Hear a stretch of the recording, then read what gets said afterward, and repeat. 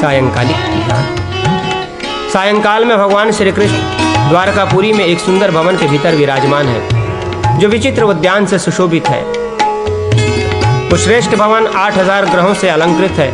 उसके चारों ओर निर्मल जल वाले सरोवर सुशोभित है।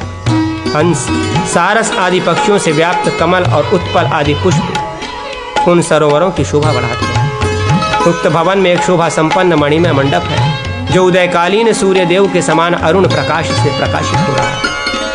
उक्त मंडप के भीतर सुवर्णमय कमल की आकृति का सुंदर सिंहासन है, जिस पर त्रिभुवन मोहन श्री कृष्ण बैठे हैं, जिसके आत्मतत्व का निर्णय करने के लिए मुनियों के समुदाय ने उन्हें सब ओर से घेर रखा है। उनसे आत्मतत्व का निर्णय कराने के लिए मुनियों के समुदाय ने उन्हें सब ओर से घेर रखा है।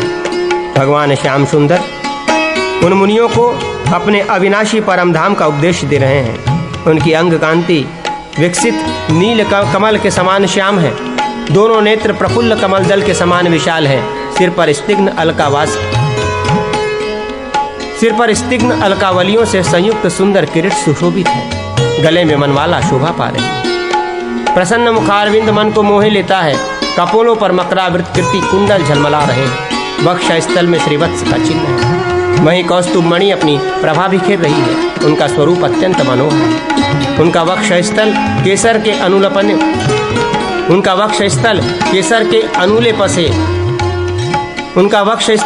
के अनुलेप से सुनहली प्रभा धारण करता है। वे रेशमी पीतांबर पहने हुए। विभिन्न अंगों में हार, बाजूबंद, कड़े और करधनी आदि आभूषण उन्हें अलंकृत कर रहे हैं। उन्होंने पृथ्वी का भारी भार उतार दिया। उनका हृदय परमानंद से परिपूर्ण है तथा उनके चारों हाथ शंख, चक्र, गदा और पद्म से सुशोभित है।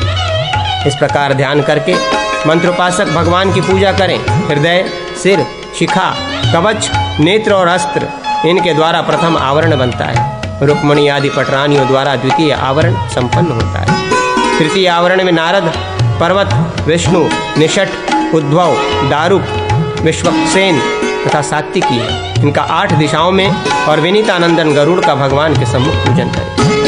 चौथे आवरण में लोकपालों के साथ और 5वें आवरण में वज्र आदि आयुधों के साथ उत्तम वैष्णव भगवत पूजन का कार्य संपन्न करें। इस प्रकार विधि पूर्वक पूजा करके खीर का नैवेद्य अर्पण करें। फिर जल में खांड मिश्रित दूध की भावना करके उस जल द्वारा तर्पण करें। उसके बाद मंत्रोपासक पुरुषोत्तम भगवान श्री कृष्ण का ध्यान करते हुए मूल मंत्र का 108 बार जप करें। तीनों काल की पूजाओं में अथवा केवल मध्याह्न काल में ही होम करें। आसन से लेकर विशेषाधर पर्यंत संपूर्ण पूजा पूरी करके विद्वान पुरुष भगवान की स्तुति और नमस्कार करें। फिर भगवान को आत्मसमर्पण करके उनका विसर्जन करने के पश्चात अपने हृदय कमल में उनकी स्थापना करें और तन्मय होकर पुनः आत्मस्वरूप भगवान की पूजा करें। जो प्रतिदिन इस प्रकार सायंकाल में भगवान वासुदेव की पूजा करता है, वो संपूर्ण कामनाओं को पाकर अंत में परम गति को प्राप्त होता है। रात्रि में पूजन करना हो तो भगवान का ध्यान इस प्रकार करें। भगवान नंदनंदन ने अपने हृदय में प्रेम को आश्रय दे रखा है।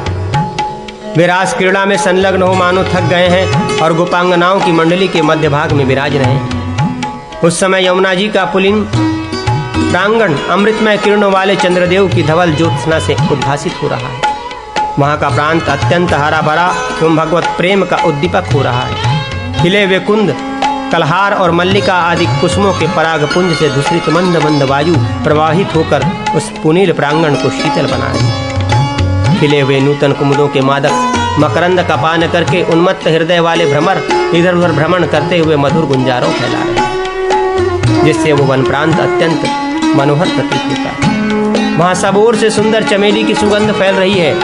ऐसे मनोहर कालिंदी तट पर श्याम सुंदर मुख से मंद मंद मुस्कान की प्रभा बिखेरते हुए बारंबार मुरली बजा रहे हैं।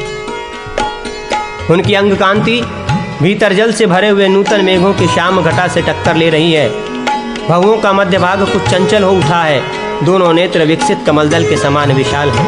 लाल लाल अधर बिंबल को लजा रहे हैं। भगवान की वो झांकी बड़ी ही सुंदर है। माथे पर मोर पंख का मुकुट है, जिससे उनके बंधे हुए केशों की चोटी बड़ी सुहावनी लग रही है।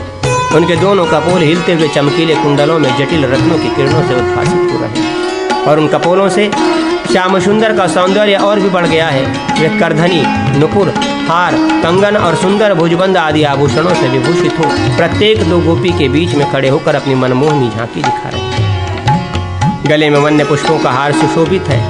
एक दूसरी से अपनी बाहों को मिलाए हुए नृत्य करने वाली गोपांगनाओं की बाहुबल्लरियों से वे घिरे हुए हैं। इस प्रकार परम सुंदर शोभामयी दिव्य रास लीला के लिए सदा उत्सुक रहने वाले प्रेम के आश्रय भूत भगवान मुकुंद का भजन करें। वे नाना प्रकार की श्रुतियों के भेद से युक्त परम मनोहर 7 स्वरों की मूर्छना और तीनों के साथ साथ गोपांगनाओं सहित थिरक रहे हैं।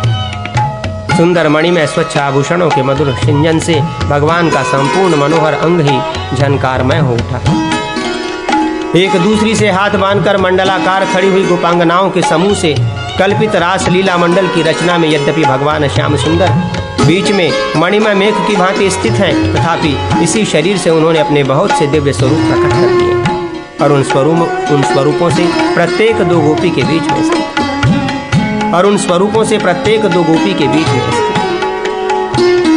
इस प्रकार ध्यान करके मंत्रोपासक भगवान की पूजा करें। हृदयादि अंगों द्वारा प्रथम आवरण की पूजा होती है। धन संपत्ति की इच्छा रखने वाला श्रेष्ठ वैष्णव पूर्वोक्त कैशव कीर्ति आदि 16 जोड़ों की कमल पुष्पों द्वारा पूजा करें। उन सब के नाम के आदि में क्रमशः 16 स्वरों को संयुक्त करें। तदनंतर इंद्र आदि दिक्पालों और वज्र आदि आयुधों की पूजा करें। एक मोटा गोल और चिकना खूंटा जिसकी ऊंचाई एक बित्ते की हो पृथ्वी में गाड़ दे और उसे पैरों से दबाकर एक दूसरे से हाथ मिलाकर उसके चारों ओर चक्कर देना रास गोष्ठी कही गई।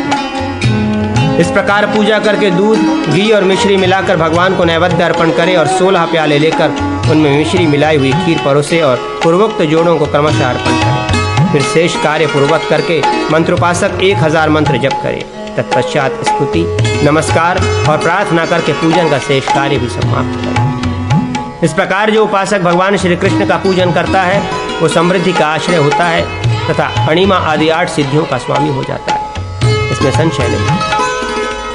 यही लोक में वो विविध भोगों का उपभोग करके अंत में भगवान विष्णु के धाम में जाता है। इस तरह पूजा आदि के द्वारा मंत्र के सिद्ध होने पर अभिष्ट मनोरथों की सिद्धि करें। अथवा विद्वान पुरुष 28 बार मंत्र जब पूर्वक तीनों समय भगवान की पूजा करें। उस काल में कथित परिवारों आवरण देवताओं का भी तर्पण करें। प्रातः काल गुड़ मिश्रित दही से, मध्याह्न काल में मक्खन युक्त दूध से और सायंकाल में मिश्री मिलाए हुए दूध से श्रेष्ठ वैष्णव तर्पण करें। मंत्र के अंत में तर्पणीय देवताओं के नामों में द्वितीय विभक्ति जोड़कर अंत में तर्पयामि पद का प्रयोग करें। तत्पश्चात शेष पूजा पूरी करें। भगवत प्रसाद स्वरूप जल से अपने आप को सींचकर उस जल को पिए। उससे तृप्त होकर देवताओं का विसर्जन करके तन्मय हो मंत्र जप करें। अब सकाम भाव से किए जाने वाले तर्पणों में आवश्यक द्रव्य बताए जाते हैं। शास्त्रोक्त विधान संबंधी उन वस्तुओं का आश्रय लेकर उनमें से किसी एक का भी सेवन करें। खीर, दही, बड़ा, घी, गुड़ मिला हुआ अन्न, खिचड़ी, दूध, दही, केला, मोचा, चिंचा, इमली, चीनी, खोआ, मोदक, खील, लाजा, चावल, मक्खन, ये 16 द्रव्य ब्रह्म आदि के द्वारा तर्पणोपयोगी बताए गए हैं। ये 16 द्रव्य ब्रह्मा आदि के द्वारा तर्पणोपयोगी बताए गए हैं। जो प्रातःकाल अंत में लाजा और पहले चावल तथा मिश्री अर्पित करके 74 बार तर्पण करता है, साथ ही भगवान श्री कृष्ण के चरणों का ध्यान करता है, वो मंत्रोपासक अभिष्ट वस्तुओं को प्राप्त कर लेता है। धारोष्ण तथा पके हुए दूध से मक्खन, दही, दूध और आम के रस, घी, मोटी चीनी, मधु और किलल, शरबत, इन 9 द्रव्यों में से प्रत्येक के द्वारा 12 बार तर्पण करें। इस प्रकार जो श्रेष्ठ वैष्णव 108 बार तर्पण करता है वो पूर्वोक्त फल का भागी होता है। बहुत कहने से क्या लाभ, वो तर्पण संपूर्ण अभिष्ट वस्तुओं को देने वाला है। मिश्री मिलाए हुए धारोष्ण दूध की भावना से जल द्वारा श्री कृष्ण का तर्पण करके गांव को जाने वाला साधक वहां अपने पारिवारिक लोगों के साथ धन, वस्त्र एवं भोज्य पदार्थ प्राप्त कर लेता है। मंत्रोपासक जितनी बार तर्पण करे उतने ही संख्या में जप करे, वो तर्पण से ही संपूर्ण कार्य सिद्ध कर लेता है। अब मैं साधकों के हित के लिए सकाम होम का वर्णन करता हूँ। उत्तम श्री की अभिलाषा रखने वाला मंत्रोपासक बेल के फूलों से होम करे। धृत और अन्न की वृद्धि के लिए धृतयुक्त अन्न की आहुति दें। अब मैं एक उत्तम रहस्य का वर्णन करता हूँ जो मनुष्यों को मोक्ष प्रदान करने वाला है। साधक अपने हृदय कमल में भगवान देवकी नंदन का इस प्रकार ध्यान करें।